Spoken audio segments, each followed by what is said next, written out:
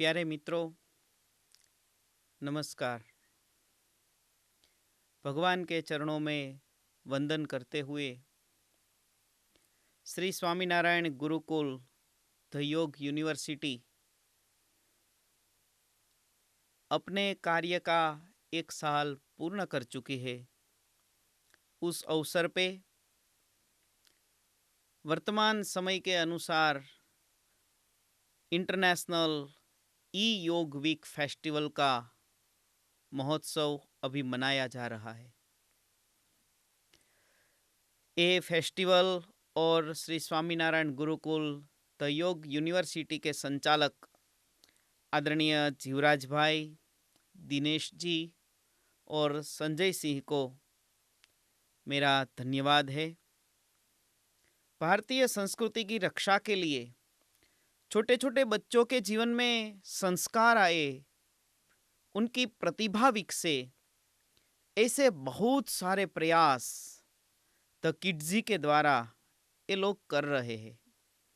उनके साथ साथ पर्सनालिटी डेवलपमेंट, म्यूजिक, प्रवचन आदि अनेक प्रकार के आयोजन ये सब मित्र साथ में मिलके कर रहे हैं।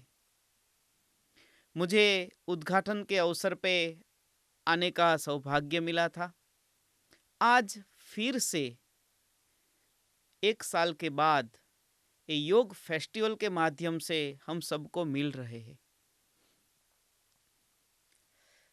वैसे तो आज के समय में जिन्होंने अपने कार्य से पूरे विश्व में हाहाकार मचाया है, पूरे विश्व में झंझावात की तरह पूरे विश्व को झकझोल के रख दिया है, चारों ओर त्राहिमाम फैला के रख दिया है, ऐसी महामारी कोरोना वायरस, उनकी वैक्सीन के विषय में मुझे संजय सिंह ने बोलने को कहा है। वैसे तो हम सब जानते हैं कि ये वायरस कोरोना कहाँ से आया है, उसकी कार्य पद्धति क्या है, वो कैसे हम सबको संक्रमित करता है, हमारे शरीर में कैसे प्रवेश करता है और हम खुद संक्रमित है या नहीं वो भी पता चलता है या नहीं, कैसे इसका इलाज करें और विश्व में कब इसकी वैक्सीन मिलेगी, ये अनेक प्रकार के प्रश्न हम सब के दिल में है और पूरा विश्व इस विषय में रिसर्च कर रहा है। इनमें से किस किस प्रश्न के जवाब हम जानते हैं और बहुत प्रश्नों के जवाब अभी रिसर्च मांग रहे हैं। पूरा विश्व, सभी डॉक्टर्स, साइंटिस्ट और लगभग सभी देशों की गवर्नमेंट कोरोना वायरस की वैक्सीन के पीछे लगी हुई है। कब इनकी वैक्सीन मिलेगी, कैसी होगी, किसी को पता नहीं है। फिर भी सब लोग को ऐसी इच्छा है कि केवल 4 महीने में 175 कंट्रीज में शायद 80 लाख से ज्यादा लोगों को संक्रमित करने वाला और 4 लाख से ज्यादा लोगों के जीवन का अंत करने वाला एक कोरोना वायरस, उनकी वैक्सीन कब मिलेगी, कैसे मिलेगी, उनका इलाज कैसे मिलेगा, कैसा होगा, उनका बहुत सारा रिसर्च हो रहा है। और इनके बारे में तो मैं आपको बताऊं, उनसे भी ज्यादा आपको पता है। वो वैक्सीन का स्टेटस क्या है वो भी आपको पता है, उसका इलाज क्या है वो भी आपको पता है कि अभी तक पूरा विश्व न तो उनके इलाज के नतीजे पर आया है और न ही कोई उनकी वैक्सीन है। मैं जहां बैठा हूं एससीवीपी अहमदाबाद में, यहाँ ही हमारी एक एससीवीपी हॉलिस्टिक हॉस्पिटल है।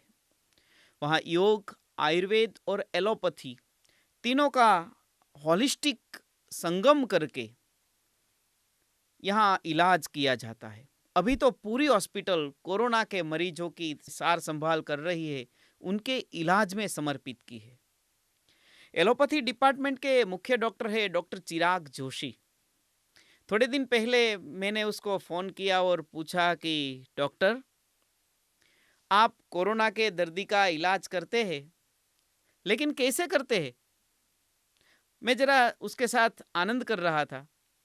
हर रोज़ 8-10 मरीजों को अच्छा हो गया ऐसा करके आप उसको डिस्चार्ज कर रहे हैं, लेकिन आपके पास कोई वैक्सीन तो है नहीं। कैसे इलाज करते हैं? लेकिन चिराग भाई बहुत प्रामाणिक और नीतिवान डॉक्टर है। उन्होंने हँसते-हँसते कहा कि स्वामी ये सब भगवान की इच्छा से हो रहा है। तब मैंने उसको बोला कि डॉक्टर, ये बात मैं कहूँ वो सही है, आपको नहीं बोलनी चाहिए, आप तो डॉक्टर है, आपको तो साइंटिफिक आंसर देना चाहिए। तब उन्होंने हँसते-हँसते कहा कि स्वामी जी साइंटिफिक आंसर भी है। हम 2 प्रकार के उपचार करते हैं। एक, जो मरीज है उनकी इम्यूनिटी पावर कैसे बढ़ा दिया जाए, उसकी इम्यूनिटी कैसे बढ़ा दी जाए, ऐसा एक उपाय करते हैं। और दूसरा, उनके शरीर में कोरोना ने प्रवेश करके जो जो भीतर के अंगों को डैमेज किया है उनको रिकवर करते हैं। कोरोना के लिए तो हमारे पास वैक्सीन नहीं है, उनकी कोई दवाई भी नहीं है, तो हम तो केवल उसने जो डैमेज किया है उनको रिकवर करते हैं और पेशेंट की, मरीज की इम्यूनिटी ताकत को बढ़ाते हैं। उसकी इम्यूनिटी ताकत बढ़ जाए तो बाद में उनका पावर ही कोरोना के साथ लड़के कोरोना को उनके शरीर से बाहर निकाल देता है। और ऐसा करने से वो मरीज अच्छा हो जाता है। और उनमें हमको एलोपैथी दवाई और आयुर्वेदिक ट्रीटमेंट और योग सबका बहुत अच्छा सहायक मिलता है। परस्पर सब साथ में मिलके अच्छी ट्रीटमेंट करते हैं, इसीलिए तो हमारी हॉस्पिटल में जल्दी इलाज हो सकता है। लेकिन बात करते करते उन्होंने एक बात बहुत अच्छी करी कि यदि मरीज के शरीर में इम्यूनिटी ताकत बढ़ जाए तो वो स्वयं ही कोरोना से मुक्त हो जाता है। उन्होंने हंसते हंसते कहा कि स्वामी जी आपको चिंता करने की जरूरत नहीं है, क्योंकि आप तो यंग है, और दूसरा, जिनके शरीर में इम्यूनिटी ताकत स्ट्रांग है उनको कोरोना से डरने की जरूरत नहीं है। उनका ये वायरस कुछ नहीं बिगाड़ सकता है, क्योंकि शरीर का ताकत ही, शरीर की इम्यूनिटी ताकत ही कोरोना से स्वयं लड़ लेती है और उनको हरा सकती है। मित्रों, ये सभी बात आपको अच्छी तरह से पता है, लेकिन विषय के आधार से मैं आपको ये बता रहा हूं।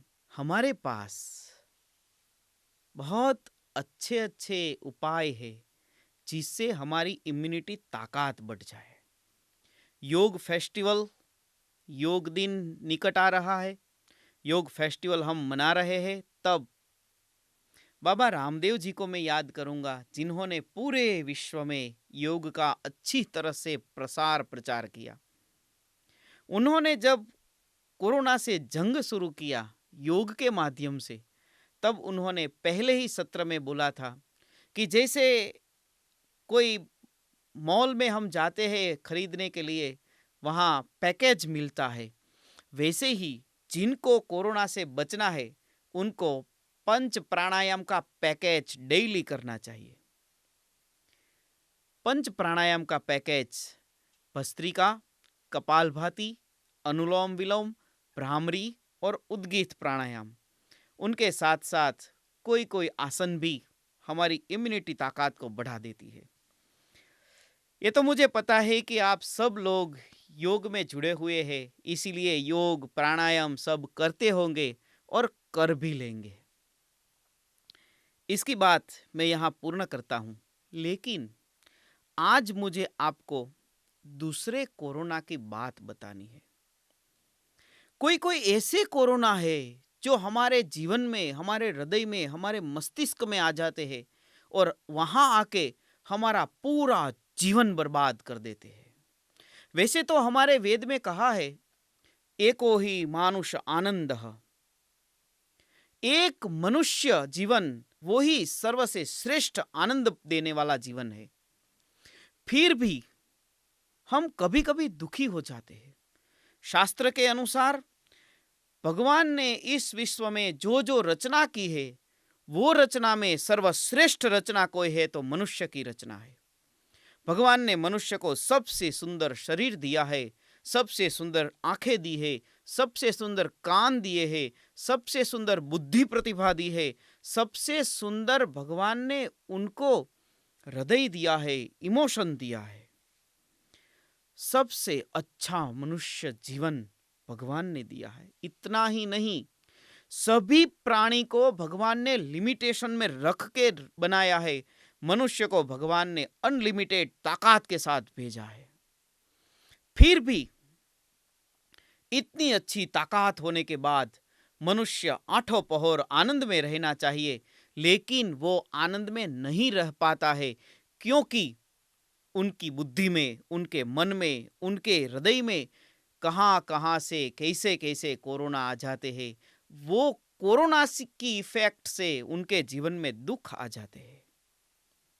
उनके भीतर जब हठ, मान और ईर्ष्या आ जाते हैं, तब वो दुखी हो जाते हैं। उनके भीतर जब अहंकार आ जाता है, तब मानव का आनंद खत्म हो जाता है। उनके भीतर जब लोभ, स्वार्थ, दंभ, कपट, अप्रामाणिकता जैसे दुर्गुण आ जाते हैं, तब मनुष्य का आनंद नष्ट हो जाता है। उनके भीतर जब दुर्योधन और धृतराष्ट्र जैसी लालसा आ जाती है, तब हस्तिनापुर जैसे महान समृद्धि से संपन्न साम्राज्य भी खत्म हो जाता है।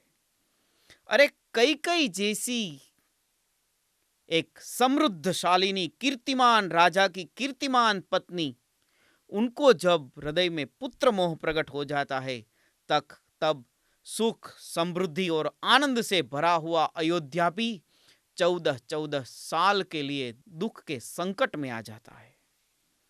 कैसे कैसे कोरोना जैसे वायरस हमारे जीवन में आ जाते हैं कि हमारा पूरा जीवन नष्ट हो जाता है। मित्रों, इन सभी प्रकार के कोरोना से बचने के लिए हमको एक दूसरी प्रकार की वैक्सीन चाहिए, जो वैक्सीन हमको ऐसे कोरोना से बचाए। हमको जरूरत है भीतर के ज्ञान के दीपक की, जो ज्ञान हमें कभी भी अहंकारी न होने दे। हमें जरूरत है दिल में प्यार के सरोवर की, जो प्यार के सरोवर से नित्य नवीन प्यार पूरी सृष्टि के लिए बहा करे और सभी के प्रति प्रेम भावना को प्रकट किया करे। हमें जरूरत है श्रद्धा के वैक्सीन की, जो हमें परमात्मा की ओर, जो हमें धर्म की ओर, जो हमें अपने अपने गुरुदेव की ओर सदैव प्रेम भाव से जकड़ के रखे।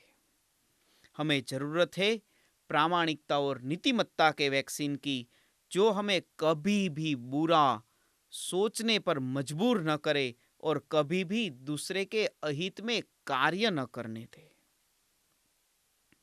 कितना मूल्यवान शरीर हमको मिला है।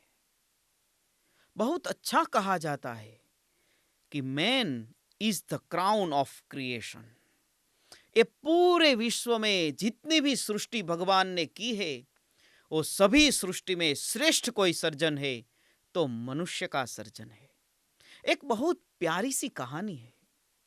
एक 8वीं कक्षा के क्लास में समाज विद्या का क्लास चल रहा था, और वो क्लास में शिक्षक ने सरप्राइज एग्जाम ले ली। सभी बच्चों को कहा कि पेपर और पेन निकालिए, मैं आपको एक क्वेश्चन करता हूं, उनका सब आंसर लिखिए। बच्चे तो आनंद में आ गए, सब ने पेपर और पेन निकाल के सब तैयार हो गए, और शिक्षक ने प्रश्न पूछा, बच्चों इस विश्व में जो 7 प्रकार की अजायबी है, वो 7 अजायबी के नाम लिखिए।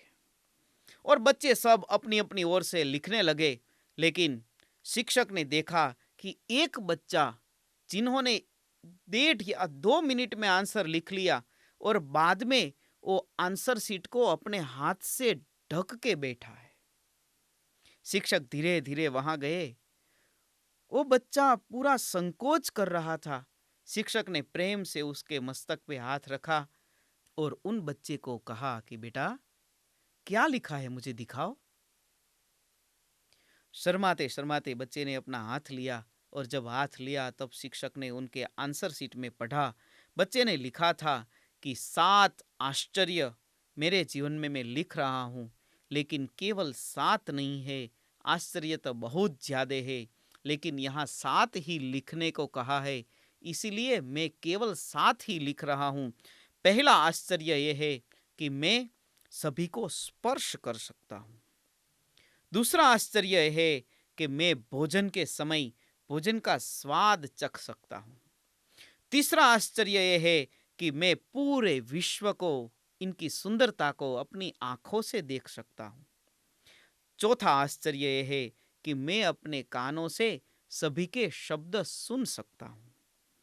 पांचवा आश्चर्य यह है कि मैं अपने पैरों से चल सकता हूँ और दौड़ भी सकता हूँ। छठा आश्चर्य है कि मैं आनंदित होके बहुत प्यारा सा हंस सकता हूँ, मैं हास्य कर सकता हूँ। और सातवां आश्चर्य है कि मैं सभी को प्यार कर सकता हूँ।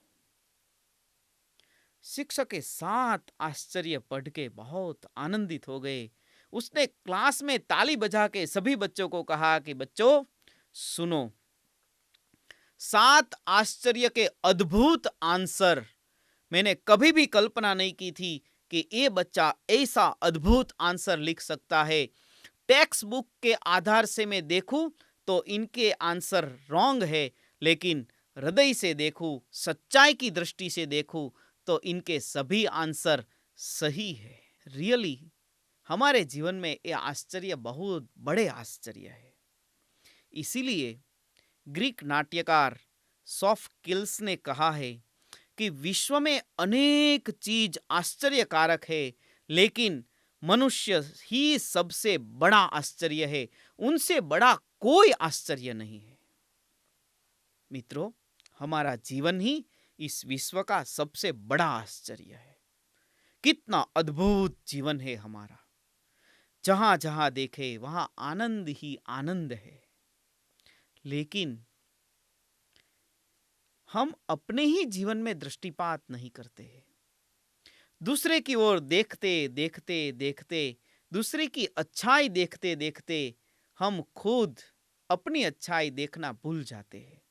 और जब हम अपनी अच्छाई देखना भूल जाते हैं, तब हम स्वयं बहुत दुखी हो जाते हैं। रियली हमें अपनी भी अच्छाई देखना चाहिए। एक सूफी संत ने कहा है कि जब मैंने अपनी अच्छाई देखी, तब मुझे पता चला कि भगवान ने मेरे जीवन के अगल बगल इतनी सुंदरता, इतनी नाविन्यता, इतनी आश्चर्यकारकता बिखरी है कि उनको देखते देखते मैं भाव विभोर हो गया, भगवान का आभार व्यक्त करने लगा। उन्होंने कहा, जितना दिया सरकार ने मुझको, इतनी मेरी औकात नहीं है। ये तो कर्म है उनका, वरना मुझ में तो ऐसी बात नहीं। जितना दिया सरकार ने मुझको, भगवान ने कितना हमको दिया है। ये शरीर स्वस्थ दिया, वो भगवान का पहला उपकार है।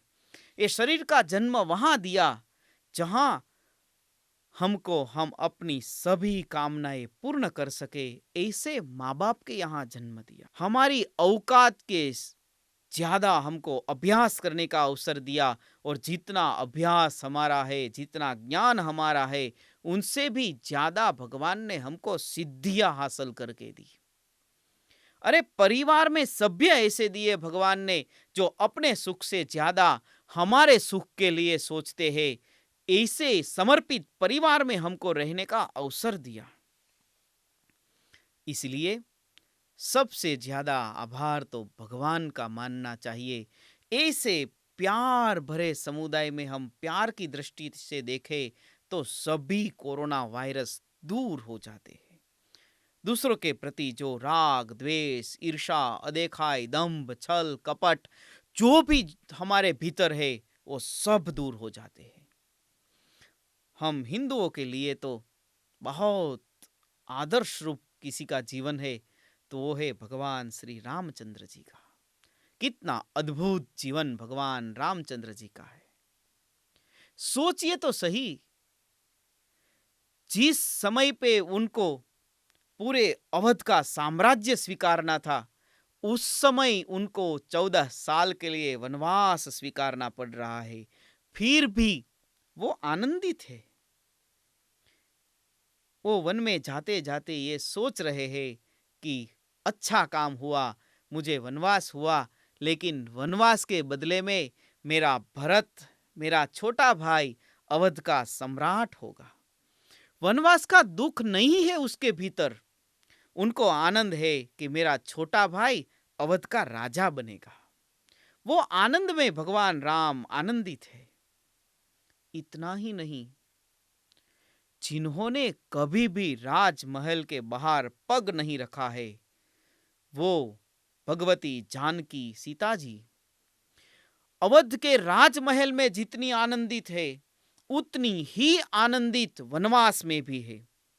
क्यों?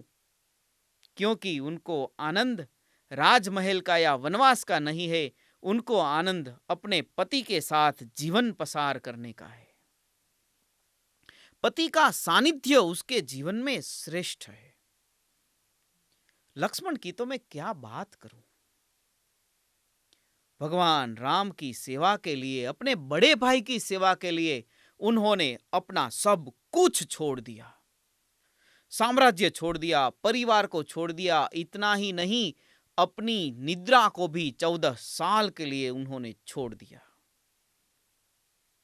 स्वयं भरत, उनको जब पता चला कि मेरा भाई राम 14 साल के लिए वन में निवास करने वाला है, तब उन्होंने भी अयोध्या से बाहर नंदीग्राम में निवास किया और 14 साल वनवासी तपस्वी की भांति पसार कर दिए। शत्रुघ्न के त्याग की तो मैं केवल वंदना ही कर सकता हूं। कितने कितने त्याग की कथा है ये। और फिर भी पूरा अवध आनंद से, भीतर के आनंद से भरा हुआ है। दुनियावी दृष्टि से लगता है कि अवध में पूरा सन्नाटा छाया हुआ है, लेकिन वो सभी भगवान राम से जुड़े हुए हैं, इसीलिए सभी प्यार से जुड़े हुए हैं, इसीलिए सभी के भीतर एक अनूठा आनंद है। एक बहुत प्यारी बात है, पति पत्नी के प्रेम की बात। भगवान रामचंद्र जी और सीता के बीच में कितना अनूठा प्यार है। आज की 21वीं सदी में पति पत्नी के आदर्श है भगवान रामचंद्र और सीता जी का दाम्पत्य जीवन। हमारे बुद्धि में, समझ में न आए ऐसा उसका जीवन है। जब रावण सीता जी का अपहरण करके माता को ले गया और भगवान रामचंद्र जी को पता चला कि मेरी सीता का अपहरण हो गया, इतने आकुल व्याकुल हो गए हैं भगवान, चाहे पूरी दुनिया को अभी ही नष्ट प्राय कर देंगे। वाल्मीकि जी लिखते हैं कि तब लक्ष्मण जी ने भगवान राम को शांत किया कि प्रभु, एक राक्षस की वजह से पूरी सृष्टि का विनाश करना ये योग्य नहीं है।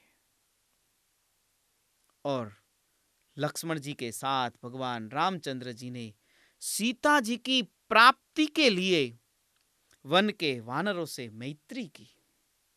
वानर राज सुग्रीव से मित्रता का हाथ बढ़ाया और उनके साथ मित्रता की। कितना बड़ा वानरों का दल इकट्ठा किया और वानर, भालू, उनके साथ दोस्ती की। सीता जी की संभाल ली। पता चला कि लंका में सीता जी है, बीच में बहुत बड़ा महासागर है, कैसे पार किया जाए।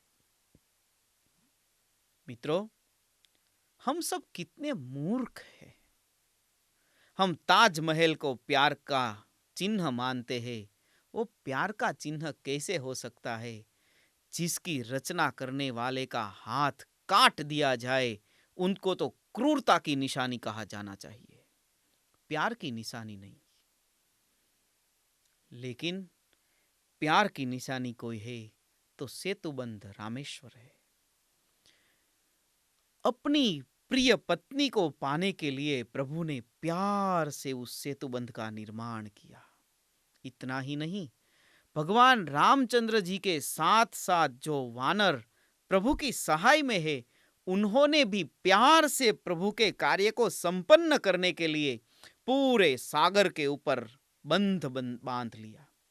कितने बड़े बड़े पत्थर को दूर दूर से, पर्वतों को उठा उठा के लाए और सेतुबंध का निर्माण किया। अरे वो दो पत्थर को जोड़ने के लिए आज की तरह सीमेंट का उपयोग नहीं किया गया है, प्रभु के नाम के प्यार का उपयोग किया गया है। पत्थर भी प्यार से जुड़ गए वो सेतुबंध के निर्माण के लिए।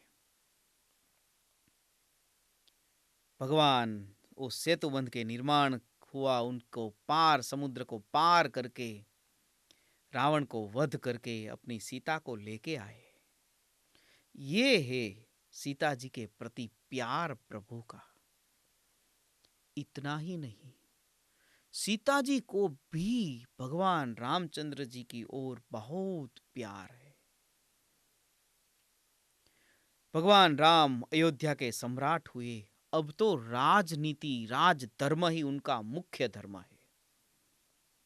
कथा आपको पता है, बहुत विस्तार नहीं करना चाहता मैं। जब भगवान रामचंद्र जी के पर लांछन लगा और वो लांछन को सीता जी सहन न कर पाए, उसने ही प्रभु को अपना त्याग करने के लिए कहा। उसने ही प्रभु को अपना त्याग करने के लिए कहा और प्रभु ने सीता जी को वनवास दिया। सीता जी ने जब वनवास का स्वीकार किया, वन में गए, वाल्मीकि ऋषि के आश्रम में ठहरे। हम सब जानते हैं तब मां भगवती गर्भवती थी, जब दो सुनहरे बालकों को उन्होंने जन्म दिया। अयोध्या का साम्राज्य, अयोध्या का राजमहल छोड़ के एक तपस्वी ऋषि के आश्रम में मां सीता जी ठहरी है और वहां भी उन्होंने लवकुश को भगवान रामचंद्र जी जैसे संस्कार दिए।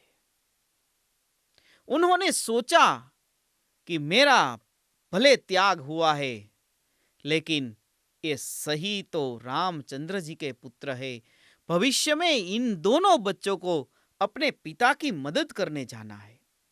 ये दोनों बच्चों को पिता की मदद में जाना है, उनकी परंपरा को आगे बढ़ाना है। इसलिए राम कथा को ही पढ़ना चाहिए। वाल्मीकि ऋषि को प्रार्थना करके दोनों बच्चों को रामायण की शिक्षा दी, धनुर्विद्या की शिक्षा दी, संगीत की शिक्षा दी, सर्वगुण संपन्न बनाया, क्योंकि वो रामचंद्र जी के संतान है। सीता जी चाहती थी कि मेरे दोनों बच्चे उनके पिता रामचंद्र जी जैसे बने। और जब पूरी अवध को पता चला कि हमारी राजरानी सीता वाल्मीकि ऋषि के आश्रम में है, वाल्मीकि जी को विनती की कि इस अश्वमेध यज्ञ के अवसर पे कृपया सीता जी को राजसभा में लेके आइए। वाल्मीकि जी दूसरे दिन सीता जी को लेके राजसभा में आए। भगवान को, स्वयं रामचंद्र जी को हुआ कि ये प्रजा का क्या भरोसा। ये आज बोलते हैं कि सीता जी का स्वीकार करो और पहले की तरह वो फिर से सीता जी पे कोई लांछन लगा दे। इसीलिए मैं पहले सीता जी की कसौटी करूं और बाद में सीता जी को अपने बगल में राज सिंहासन पर बिठाऊं। मैं भी चाहता हूं कि मेरी सीता मेरी बगल में बैठे, क्योंकि सीता के बिना मेरा जीवन सुना है। सीता जी जब राजसभा में आई, भगवान रामचंद्र जी ने उनको कहा कि देवी, आपका जीवन पवित्र है, उनकी साक्षी दीजिए। सीता जी ने एक ही वाक्य कहा।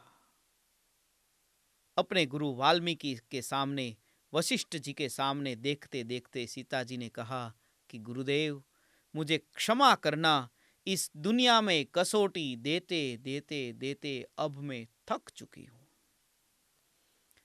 मैं स्वर्ग के देवताओं को, पृथ्वी और आकाश के देवताओं को, चारों दिशाओं के देवताओं को प्रार्थना करती हूं, यदि मैं कभी भी मन से रामचंद्र जी के चरण के सिवा किसी का भी पुरुष का चिंतन किया हो, तो मुझे कभी भी स्वर्ग में निवास न मिले। और यदि मैंने रामचंद्र जी के चरण का ही चिंतन किया हो, उनके चरण में मेरी दृढ़ पतिव्रता की भक्ति हो, तो मैं पृथ्वी देवी को प्रार्थना करती हूं, हे मां पृथ्वी, आप जगह दे और आपकी गोद में मुझे निवास दे और आपके स्थान में मेरा कायमी निवास हो। उसी समय पृथ्वी में से पृथ्वी देवी प्रकट हुई, सीता जी को अपनी गोद में लेके फिर से पाताल लोक में चली गई। मित्रों, ये हमारा आदर्श है, ये हमारा जीवन है, ये हमारी संस्कृति है। इनके आधार पे, इनको लक्ष्य करके हम चलेंगे तो ये कलयुग का कोई भी कोरोना वायरस हमारे जीवन में नहीं आ सकेगा। ऐसे प्यार, ऐसा समर्पण, ऐसा भातृभाव, ऐसे परस्पर प्रेम का संबंध हम जोड़ रखे तो हमारे सभी के जीवन में कभी भी दुख नहीं आ सकते। अंत में मैं प्रभु से यही प्रार्थना करता हूँ, हे भगवन, सर्वे भवन्तु सुखिनः, सर्वे सन्तु निरामयाः, सर्वे भद्राणि पश्यन्तु, माँ कश्चित् दुःख भाग भवेत्, माँ कश्चित् दुःख भाग भवेत्। सभी योग फेस्टिवल में आए हुए आप सबको मेरा वंदन। भगवान श्री स्वामीनारायण के श्री चरणों में वंदन करते हुए इन विषय को पूर्ण करता हूँ। अस्तु। जय स्वामीनारायण।